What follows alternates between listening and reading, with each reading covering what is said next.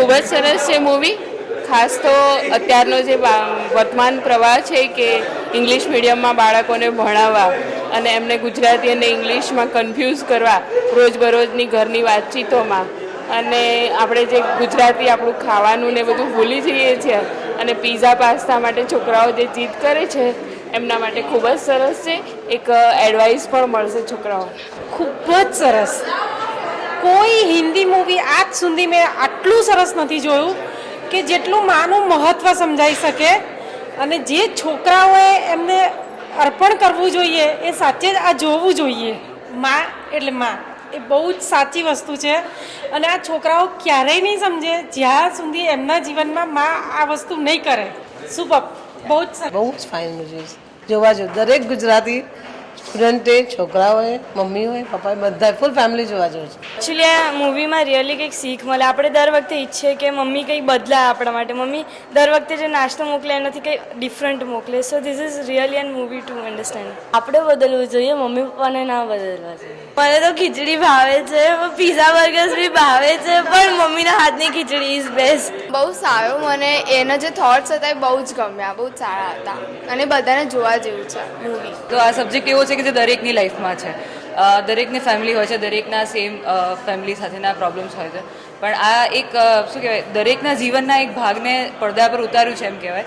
અને as always film તો બહુ જ સરસ હતી, સંગીત ખૂબ જ સરસ હતું, અને ટોટલી એન્ટરટેનમેન્ટ અને ફેમિલી સાથે જોઈ શકાય, પરિવાર સાથે જોઈ શકાય એવી આ ખૂબ જ સુંદર ફિલ્મ.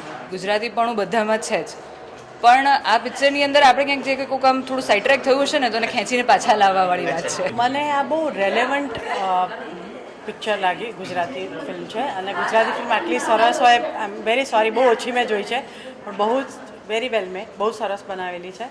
અને હું ગુજરાતીમાં બોલવાનું ટ્રાય કરું છું, એટલે વધારે મને તકલીફ પડે છે. અને બીજું કે આ જે ગુજરાતીપણું છે ને એ આપણું જે પોતીકું છે આપણું એ છોડી નથી દેવાનું. એ એક બહુ સરસ સંદેશ લઈને આવી છે, અને બધા જ પાસા ખૂબ જ સબળા છે. સિનેમેટોગ્રાફી, મ્યુઝિક, બધું જ બહુ, ડિરેક્શન, એવરીથિંગ ઇઝ એક્સલન્ટ, બહુ જ સરસ છે. Yes, it is a successful story definitely. છોકરાઓ જે ઘણા જે આમાં જે બતાવ્યું છે રીતે ખરાબ મોડર્ન થવાની જે કોશિશ, બરાબર છે, મોડર્ન થાવ, પણ તમારા મા બાપ તો મા બાપ જ છે ને. That is a message. અને પહેલું ગુજરાતી પિક્ચર જેને ઇન્વોલ્વ કરી ગયું, બાકી ઘણા બધા ગુજરાતી પિક્ચર જોઈ નાખ્યા છે, પણ તમે આમ ઇન્વોલ્વ થઈ ગયા, you know, it's like it's your life, it's moving around you. The movie is like that, so I like it. The way it involve me, એ જે ફિલિંગ અને લાસ્ટનું જે મોમેન્ટ હતું, જે મને એવું ઓલમોસ્ટ રડવું આવી ગયું કે શિટ, અમે લોકો કેટલા અનફેર હોઈએ છીએ, મમ્મીને સમજતા જ નથી. અમે બધા રિલેટ કરી શકીએ કે આ અમારી સ્ટોરી છે. So I think it was lovely. Mission mummy is amazing, successful. બહુ જ સુંદર ફિલ્મ હતી, દરેક ગુજરાતીએ જોવા જેવી. અને આજે જ્યારે ઇંગ્લિશ મીડિયમનું એટલું બધું વર્ચસ્વ વધી ગયું છે, ત્યારે દરેક બાળકોએ પણ જોવા જેવી ફિલ્મ છે કે માતા પિતા શું છે. તો દરેક પરિવારે જોવા જેવી ફિલ્મ છે, બહુ જ સુંદર ફિલ્મ છે. અને છેલ્લું જે ગીત છે બહુ જ ફાઇન છે. અત્યારના જે યુગમાં જે હિન્દી પિક્ચરોને લોકો બહુ ગમાડે છે, અને ગુજરાતી પિક્ચર નામ સાંભળીને જે મોં બગાડે છે, એ આ પિક્ચરનો એક સંદેશ છે કે બધી ગુજરાતી પિક્ચરો એવી નથી હોતી, અને આપણી માતૃભાષાને આપણે જ માન આપવાનું છે.